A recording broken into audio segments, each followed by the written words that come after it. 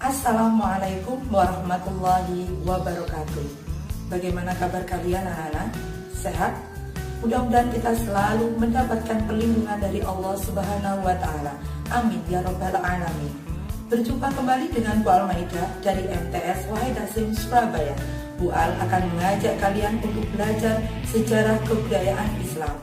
Anak-anak, setelah pelaksanaan penilaian tengah semester, kita akan melanjutkan materi kita, yaitu dengan judul Strategi Dakwah Nabi Muhammad SAW periode Makkah.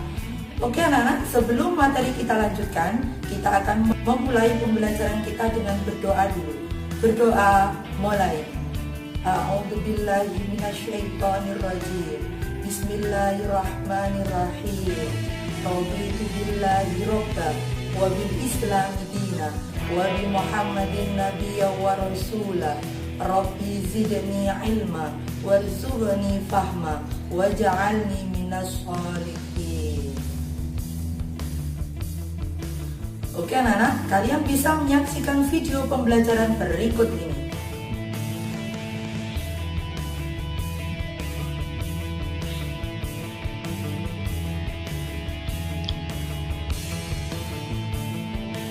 Oke anak-anak, kita telah sampai pada materi strategi dakwah Nabi Muhammad SAW periode Makkah.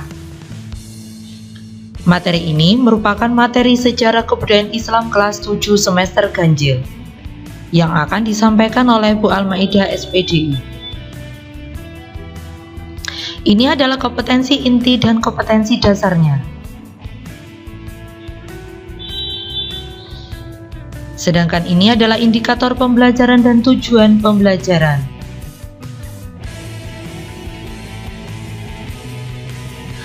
Anak-anak, setelah pengangkatan Nabi Muhammad SAW menjadi Rasul, beliau mengemban tugas untuk berdakwah menyampaikan ajaran agama Islam sebagai agama rahmatan lil alamin. Dalam proses penyampaian dakwah inilah diperlukan suatu strategi yang harus dipikirkan secara matang-matang agar penyampaian wahyu Allah Subhanahu wa Ta'ala dapat tersampaikan kepada masyarakat Mekah sehingga mau menyembah Allah tanpa menyekutukannya. Nabi Muhammad SAW dalam menentukan strategi dakwah di Mekah sesuai dengan perintah Allah Subhanahu wa Ta'ala yang disesuaikan dengan kondisi masyarakat Mekah pada waktu itu. Anak-anak, pada video pembelajaran kali ini kita akan membahas tentang strategi dakwah Nabi Muhammad SAW periode Makkah. Untuk selanjutnya, kalian bisa mengikuti penjelasan berikut ini. Yang pertama adalah dakwah sirriyah. Dakwah sirriyah merupakan dakwah permulaan yang dilakukan dengan pendekatan personal. Dakwah sirriyah atau dakwah secara sembunyi-sembunyi ini dilakukan oleh Nabi Muhammad SAW selama 3 tahun.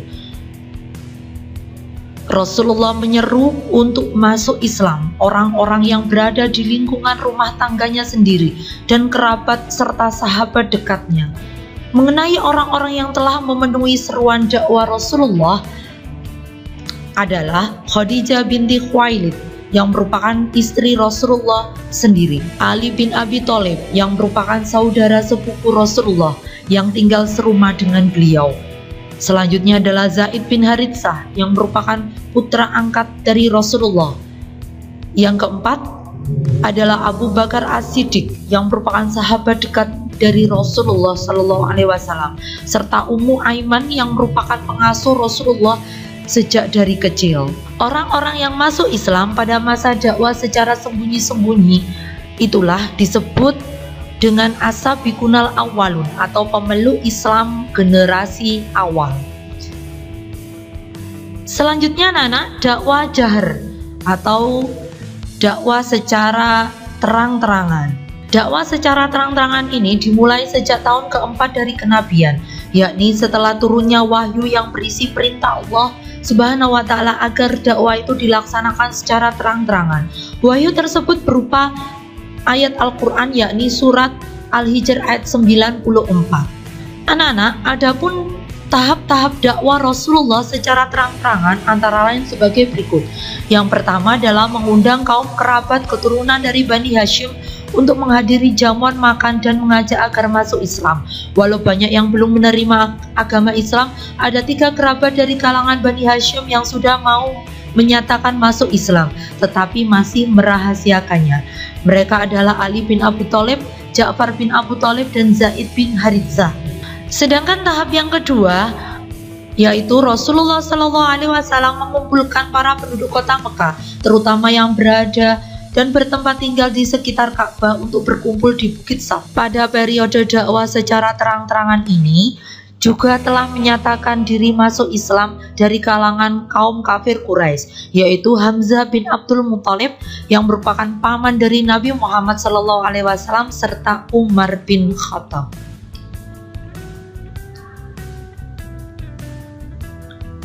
Penindasan dan penyiksaan kafir Quraisy semakin keras, membuat Nabi Muhammad SAW dan pengikutnya berpikir untuk menyelamatkan diri.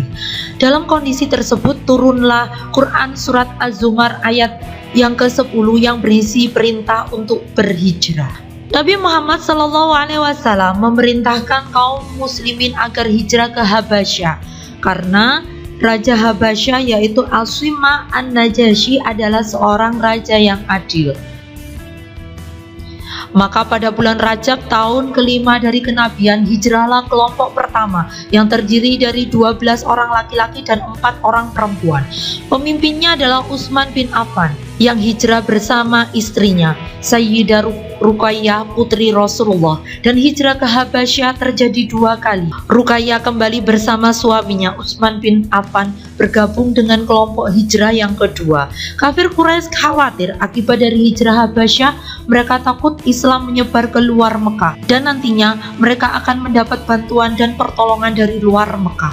Akhirnya kafir Quraisy mengirim 2 orang utusan yang cerdas, yakni Abdullah bin Abi Rabi'ah dan Amr bin Al-Ash bin Wa'il As-Sahmi. Mereka pun mengumpulkan hadiah-hadiah yang akan dibawa kepada Raja An-Najasyi.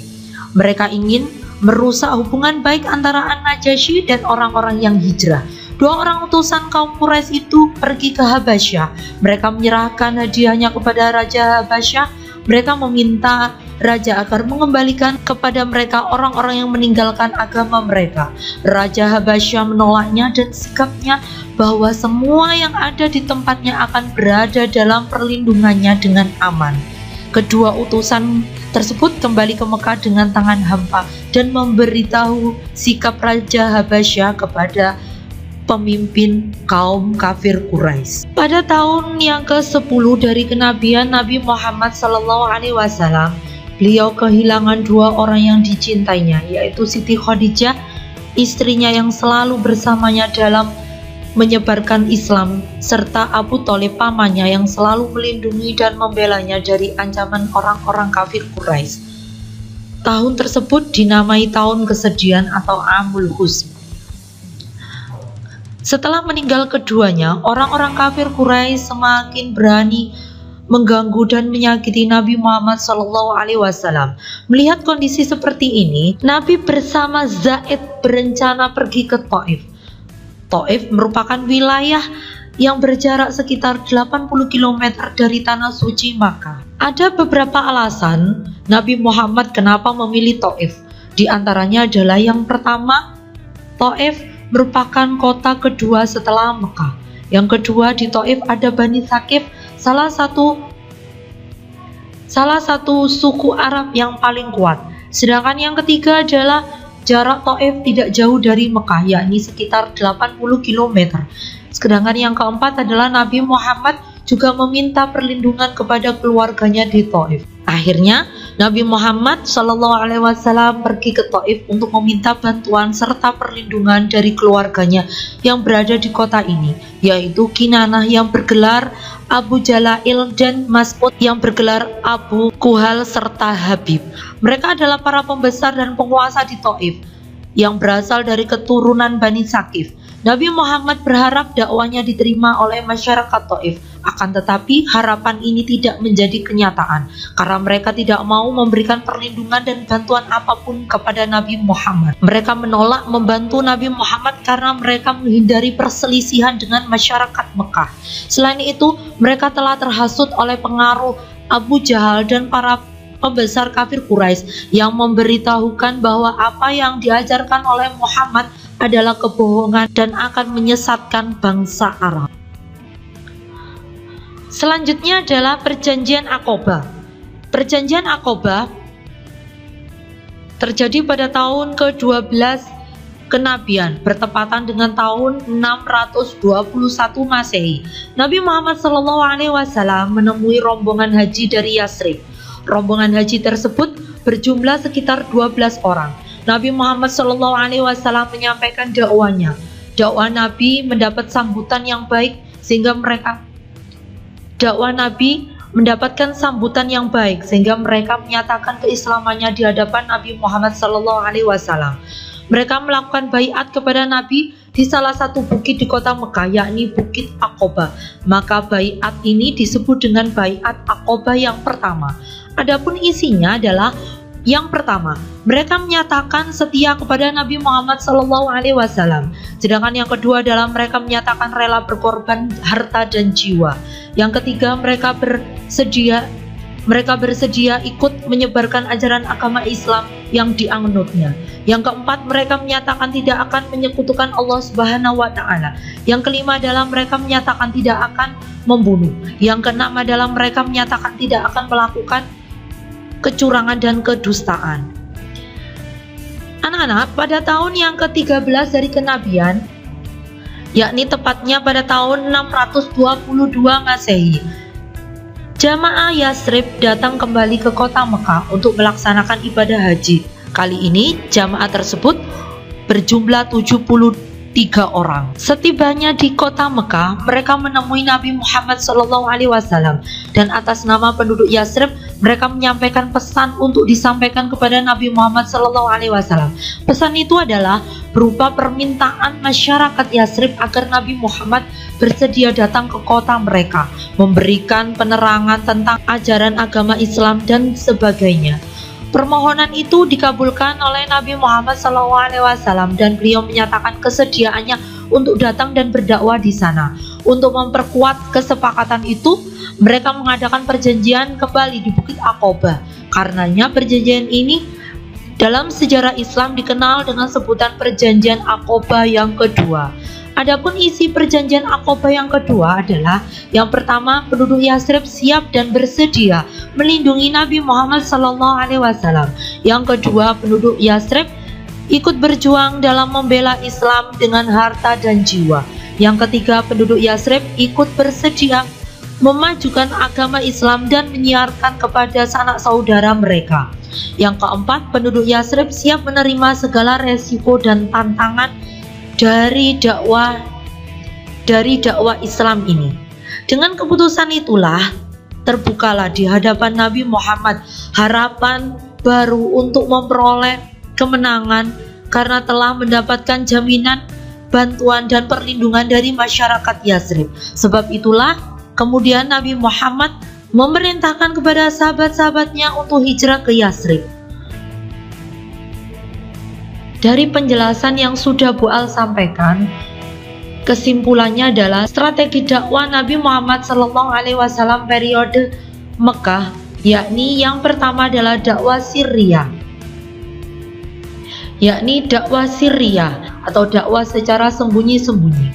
Yang kedua adalah dakwah jahr, yakni dakwah secara terang-terangan. Yang ketiga adalah melakukan hijrah ke Habsyi atau Habasa atau Abyssinia atau sekarang dikenal dengan negara Ethiopia. Sedangkan yang keempat adalah melakukan misi ke Taif. Dan yang kelima yakni melakukan perjanjian Aqabah, baik perjanjian Aqabah yang pertama dan juga perjanjian Aqabah yang kedua. Oke anak-anak, mungkin itu saja yang bisa Bu Al sampaikan pada video pembelajaran kali ini. Di bagian terakhir, Bu Al tidak lupa menyampaikan latihan soal. Kalian bisa menulis soal tersebut di selembar kertas. Oke anak-anak, selamat mengerjakan. Bagaimana anak-anakku? Setelah kalian menyaksikan video pembelajaran tadi, apakah kalian sudah bisa memahaminya? Alhamdulillah, mudah-mudahan kalian bisa memahami apa yang sudah kalian pelajari bersama. Anak-anak, mungkin itu saja yang bisa Bu Al sampaikan pada video pembelajaran kali ini. Mudah-mudahan kalian bisa mengambil manfaatnya. Sebelum pembelajaran kita akhiri, kita akan berdoa terlebih dahulu. Berdoa mulai. A'udzubillahi minasyaitonirrajim. Bismillahirrahmanirrahim. Allahumma inni astaudiuka ma 'allamtanihi fardudahu ilayya inda hajati wala tansanihi ya rabbal alamin. Ayo belajar sejarah. Dengan belajar sejarah bisa memperluas pandangan kita terhadap dunia, menjadikan sejarah sebagai sumber inspirasi dan guru kehidupan. Akhirul kalam, wabillahi taufiq wal hidayah waridha wal inayah. Wassalamualaikum warahmatullahi wabarakatuh.